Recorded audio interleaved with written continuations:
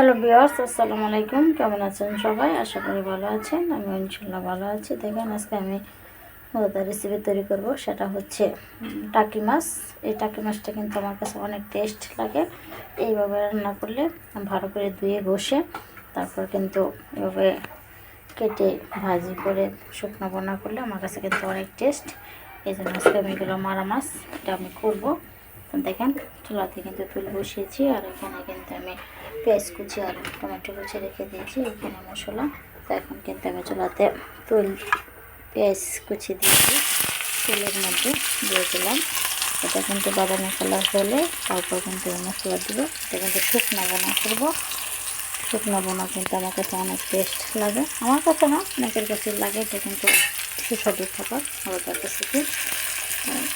এখন আমি অর্ধেক টমেটো রেখেছি, কিন্তু বেশি টমেটো দিলে খাইতে পারবে না। অর্ধেক টমেটো রেখেছি, এই অর্ধেক টমেটো দিয়ে দেবো। আর এটা কিন্তু বাদামি কালার হলে তারপরে কিন্তু মশলাগুলো দেবো। এটা শুকনো রান্না করবো।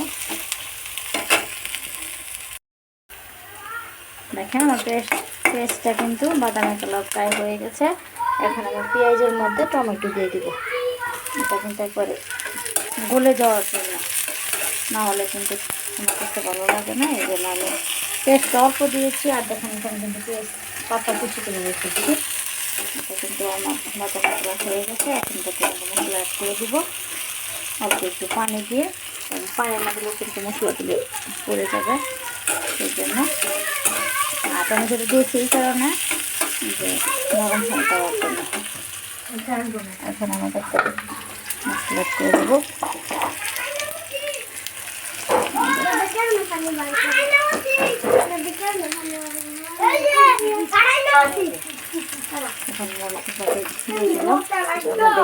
মশলা অ্যাড করে দিব, একটু পানি দিয়ে দিলাম, নাহলে কিন্তু মশলা দিলে পুড়ে যেত। দিয়ে দিলাম দেখেন, আর ধনিয়ার পাতাটা দিয়ে দিলাম অল্প অল্প। মাছটা কিন্তু একেবারে অল্প, আমরা কিন্তু আরও অল্প দিয়ে দিব। আর হলুদের পাতাটা কিন্তু এখানে কমে গেছে, নিতে হবে। আর দিয়ে দিলাম, আর হলুদের পাতা দিতে আর লাগবে না, এটা শুরু হয়ে গেছে।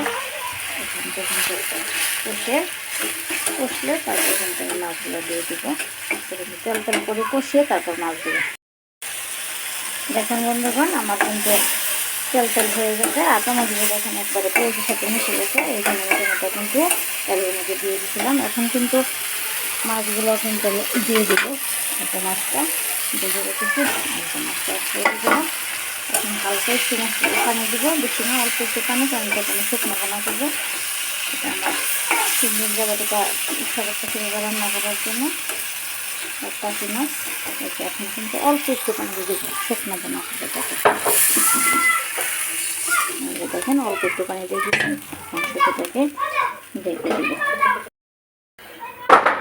লাগাও দেখেন বন্ধুগণ, আমার কিন্তু রেসিপিটা প্রায় হয়ে গেছে।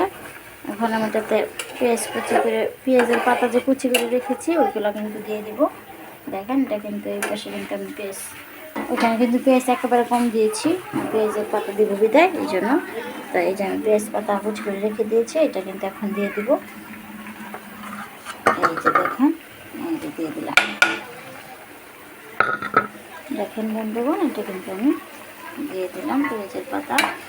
এটা কিন্তু শুকনো বোনা করবো, এই জন্য এখন দিয়ে দিলাম। আর একটু পরে কিন্তু আমার আরও কিছু অ্যাড আছে, এখানে কাঁচামরিচ আর ধনিয়া পাতা দিব। আর একটু হয়ে গেলে প্রায় হয়ে উঠছে, এখনও শেষ হয় নাই হওয়া, কারণ এটা শুকনো বোনা করবো, এই জন্য। এখন কিন্তু আবার ডেকে দিই।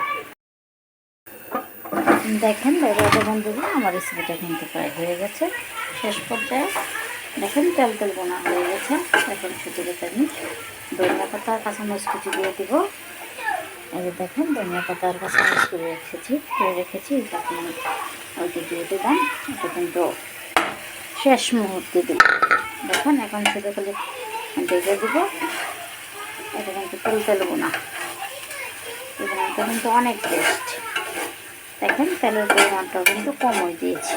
এখন শুধু সেন্ট, এই কাঁচামরিচের এবং সবজির সেন্ট শুধু খালি আমার তরকারিতে গেলেই 1-1.5 মিনিট ডেকে উঠিয়ে ফেলবো।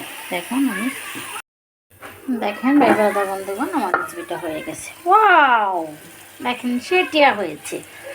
এভাবে কিন্তু লাটি মাছ, অনেকে কিন্তু লাটি মাছ পছন্দ করে না আর শুধু লাউ দিয়ে খায়, কিন্তু এইভাবে আজকে যেভাবে আমি রান্না করেছি এই মজাদার রেসিপিটা ঠিক এইভাবে আপনারা রান্না করে খেয়ে দেখেন ওটাতে কী পরিমাণ টেস্ট আছে আর এটা কী পরিমাণ সুস্বাদু। ইলিশ মাছ, বড় মাছ, যত ধরনের মাছই বলেন তার চেয়ে বেশি টেস্ট এভাবে। তো দেখেন এটা খুব একটা বেশি কিছু লাগে নাই, অল্প পরিমাণে। তো শেষ মুহূর্তে কিন্তু আমি কারিরসা ধনিয়া পাতাটা দিয়েছি টেস্টের জন্য। তো লবণ হয়েছে, বেস্ট হয়েছে রান্নাটা। তো এভাবে সবাই রান্না করবেন এবং খাবেন এবং আমাকেও কমেন্ট করে জানাবেন কী পরিমাণ টেস্ট হয়েছে। তো সবাই ভালো থাকবেন। আল্লাহ হাফেজ, সবাইকে ধন্যবাদ।